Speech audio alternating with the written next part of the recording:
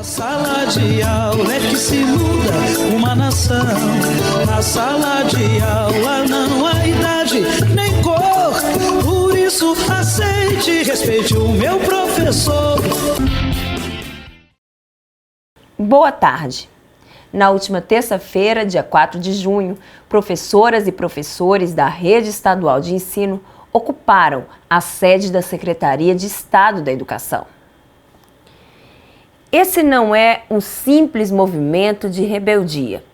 Na ausência de respostas, eles se apropriaram no presente de um espaço destinado a decidir o futuro da educação. A ocupação, então, é uma tentativa de abrir canal de diálogo em um momento em que a comunicação formal falhou. Os profissionais da educação não estão apenas reivindicando melhores salários ou condições de trabalho. Estão lutando por uma redistribuição justa de recursos, por um reconhecimento que transcende o material e toque na essência do que é ser educador em um Estado que muitas vezes negligencia seus mestres. Nesse contexto, a ocupação deixa de ser um ato de confronto e se transforma em uma comunicação não verbal, que fala mais alto do que qualquer discurso oficial. É um símbolo poderoso de que a luta por reconhecimento e justiça pode e deve encontrar formas pacíficas, porém impactantes e de expressão. É uma aliteração de coragem. Está no ar, TV Sintese.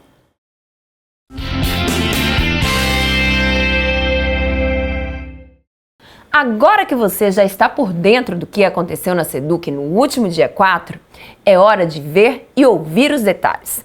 Acompanhe a matéria que preparamos durante a ocupação.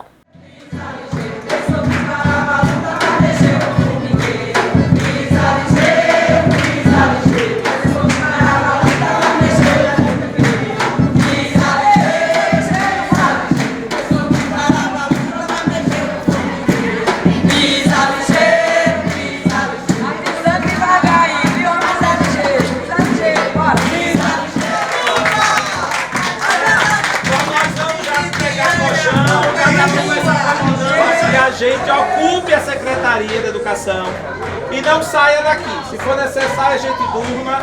Cada um vai se vendo aí um lugar para sentar.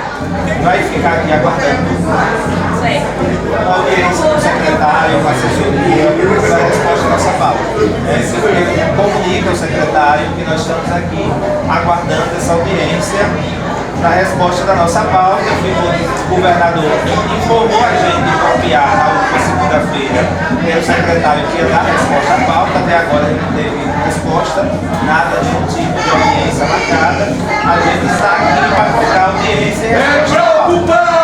Ficar aqui aguardando. Eu não vou sair daqui! É preocupar e resistir! Sem uma resposta eu não vou sair daqui! É preocupar e resistir! Sem uma resposta eu não vou sair daqui!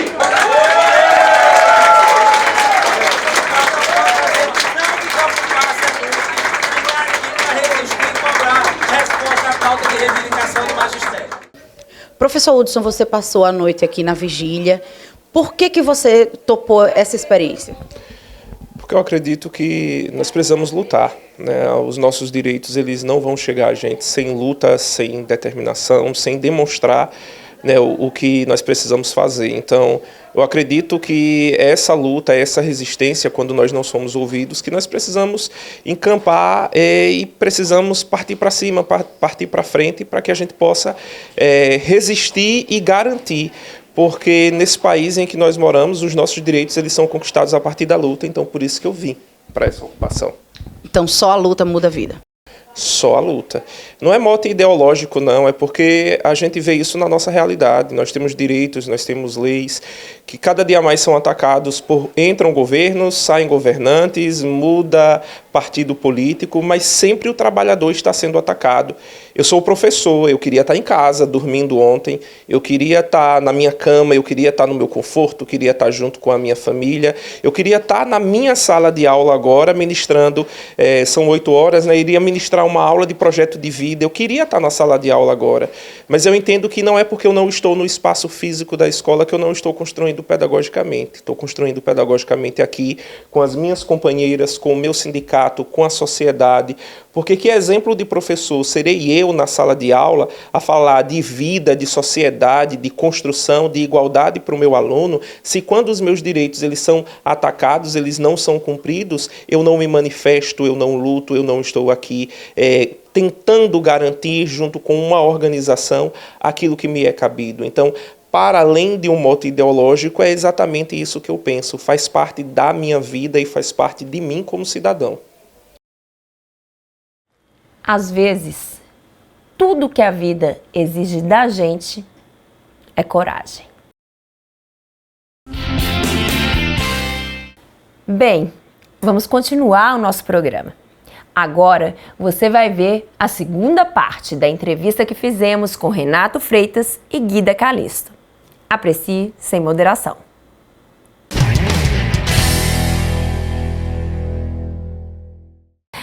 Vocês acreditam que a violência política, sobretudo contra militantes de esquerda, ativistas sociais, ela cresceu no nosso país? E se sim, se cresceu, o que vocês acreditam? Quais são os elementos que fizeram essa violência aumentar? Por favor, vou começar aqui com a Guida, que o Renato acabou de falar. Pergunta muito pertinente, né? E muito conjuntural, né? Que de uma conjuntura violenta que nós estamos vivendo. Então, eu sinto na pele, né, essa questão da violência política e também da violência política de gênero, mas estou ao lado de uma pessoa que eu acompanho também e que vive muito isso também, dessa violência política. O Renato acabou de falar muito bem sobre os desafios, sobre como que o Estado brasileiro trata a sua população negra, principalmente a população jovem, periférica, né, sobre a questão da nossa juventude negra, sobre esse processo que nós temos que enfrentar no país quando a gente vai debater a questão do encarceramento, né? Existe um processo no país de encarceramento em massa. O Renato tem falado muito isso e tem muito mais condições, dados, acúmulo para debater esse tema, sobre essa questão. Então, hoje você vê no país os nossos jovens negros numa condição, né, que a sua ampla maioria ou morre vítima da violência urbana ou da violência de Estado, né, a partir das forças de segurança, ou é encarcerado, na sua ampla maioria. São jovens que cometeram pequenos delitos, muitas vezes pequenos furtos, né, ou então estavam portando algum tipo de substância, né, para consumo, né, maconha, vamos dizer assim. E quando é pego pela polícia, já é taxado como um traficante. Quando a gente vai, isso é um dado de São Paulo, quando a gente vai olhar os grandes crimes ali que se tem, até mesmo de homicídio, 90% desses crimes não são investigados, até porque boa parte deles são cometidos também pela polícia. Então, 90% dos crimes que de fato deveriam ser investigados não são. Então, você vê que tem um processo de encarcerar a nossa juventude negra, né? Colocar ela a serviço do crime organizado, porque todo mundo sabe que depois, quando avança esse processo de encarceramento, também o crime organizado, ele se alastrou, assim, de forma descontrolada. E hoje nós temos inclusive a atuação das milícias, né? Rio e São Paulo aí tem uma atuação fortíssima das milícias, junto com o crime organizado. Então, esses jovens servem para isso, né? Para um exército, para esse setor. E por que eu estou falando isso? Porque a sociedade brasileira, o Estado brasileiro, ele reserva determinados locais onde a gente pode estar. Então, os nossos jovens, um jovem como Renato, jamais pode ser um vereador com tamanha, né, presença, com tamanha atuação como ele tem, jamais.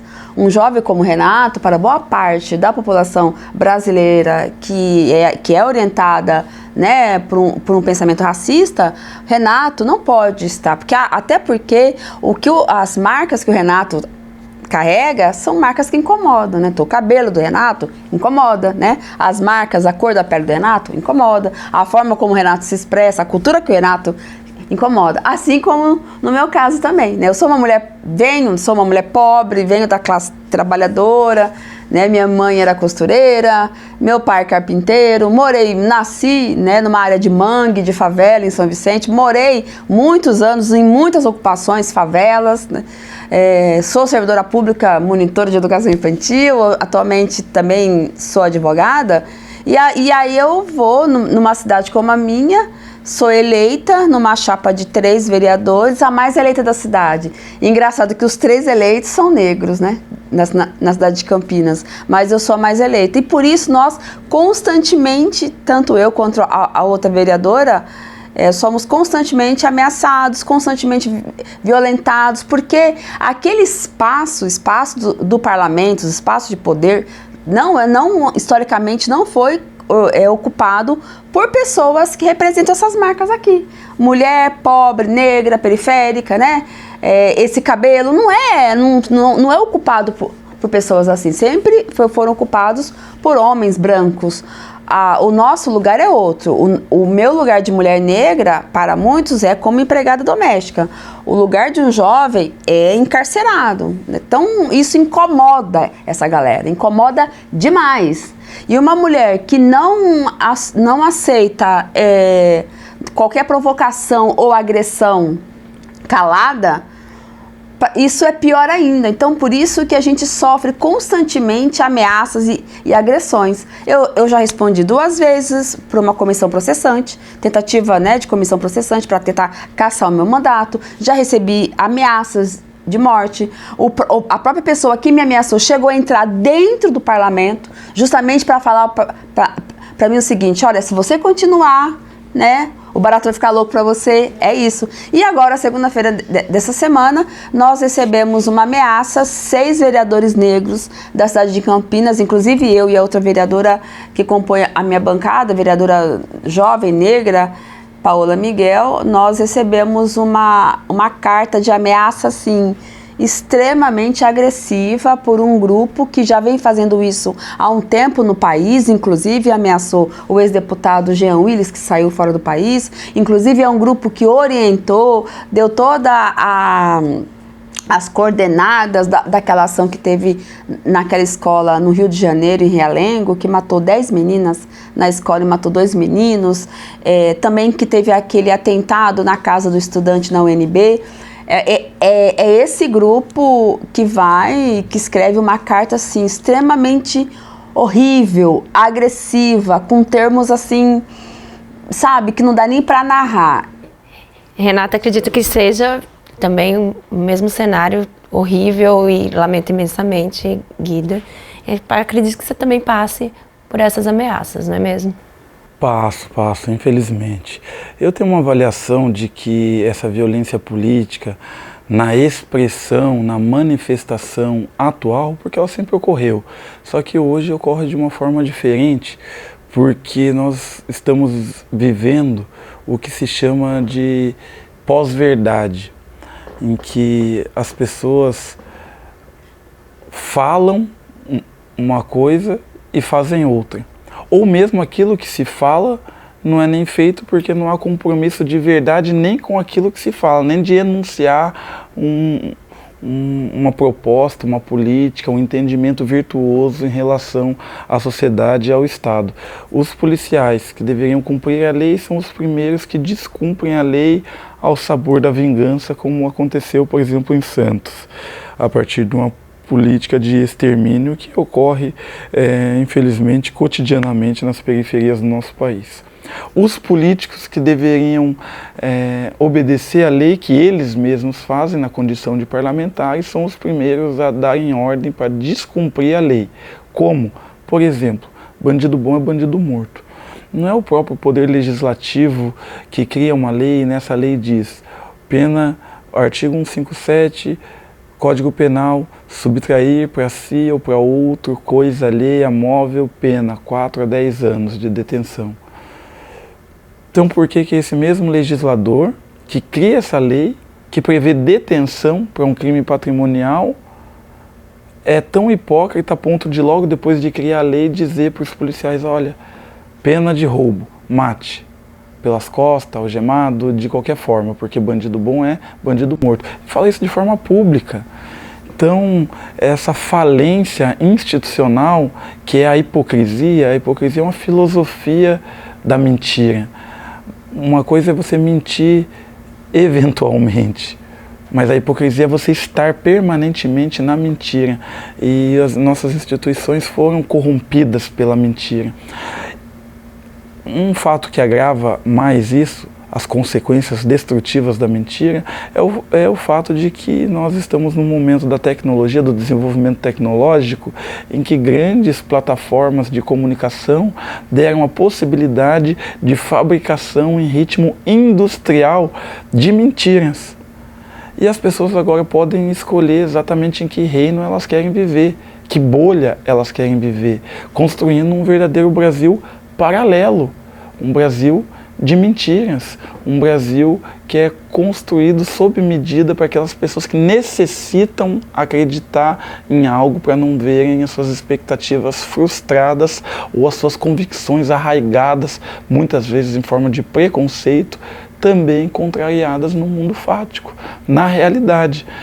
E é claro que daí, se você joga a política para esse nível, vira uma briga de torcida, né? Então a pessoa veste uma camisa, não importa se a política do outro, não importa se o presidente Lula está de fato mandando ajuda lá para o Rio Grande do Sul, está mobilizando todo o governo para amparar as pessoas que nesse momento foram mais afetadas pelos desastres e as catástrofes climáticas. O que importa é fazer ali uma edição de algum vídeo, de alguma fala, inventar uma fake news, dizer que as doações não estão chegando, que está sendo multada, que o governo está barrando, para que uma série de pessoas no WhatsApp ou em outras redes sociais falem, nossa, viu? É isso que eu falo, para você reforçar expectativa, comportamento, entendimento do mundo. Então há um empobrecimento radical da política. Essa pós-verdade trouxe junto uma pós-política, porque a política verdadeira só pode ser exercida na verdade. A população brasileira tem o direito de cultivar uma expectativa de veracidade em relação à declaração de qualquer agente público, político. Mas na prática não é isso que acontece. Todos perdem, as instituições, os partidos, a esquerda, a direita, o centro, mas principalmente o povo. Gente, infelizmente nosso tempo chegou ao fim e eu quero agradecer imensamente. Foi uma aula, para mim, acredito que o pessoal de casa também, muito bom, né, poder trazer vocês aqui, vocês falarem das experiências, da vivência, trouxeram coisas tristes, graves, mas que precisam ser debatidas, precisam estar sendo falada na TV aberta, é uma coisa que a gente não vê. Então, assim, fundamental a participação de vocês. Muito obrigada, Guida. Muito obrigada, Renato. Eu que agradeço, Luana. Num país em que a democracia é frequentemente desafiada por forças que buscam silenciar as vozes daqueles que lutam por justiça, Renato Freitas e Guida Calisto, apesar das ameaças e da perseguição, não se calam e falam cada vez mais alto com suas ações. São decibéis de coragem e inspiração para todos nós. Em tempos de polarização e perseguição política, é imperativo reconhecer e apoiar pessoas assim, que dedicam suas vidas à construção de uma sociedade que valorize a paz, a igualdade e a inclusão. TV Sintese fica por aqui. Para você, boa tarde e boa sorte. Professores, protetores das crianças do meu país, eu gostaria de um discurso bem mais feliz, porque tudo é educação. buscar o conhecimento. Na sala de aula é que se forma o cidadão. Na sala de aula é que se muda uma nação. Na sala de aula não há idade nem cor.